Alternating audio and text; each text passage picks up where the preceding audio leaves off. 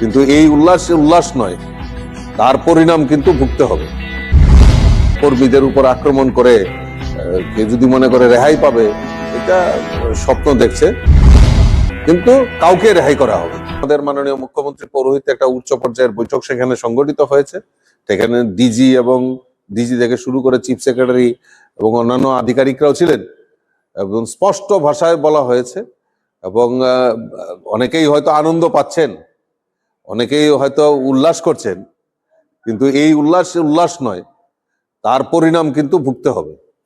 কাজেই BJP party office আক্রমণ, অগ্নিসংযোগ করে বিজেপি অফিসকে মানে কর্মীদের উপর আক্রমণ করে কেউ যদি মনে করে রেহাই পাবে, এটা স্বপ্ন দেখছে।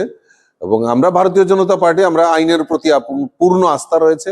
বিভিন্ন জায়গায় মামলা করেছি, বিভিন্ন জায়গায় আমরা আমাদের আমরা পুলিশের আধিকারিক, সিভিল অ্যাডমিনিস্ট্রেশন, তাদের কাছে আমরা জানিয়েছি। পরবর্তী সময় আমরা দেখব, কিন্তু কাউকে রেহাই করা হবে না।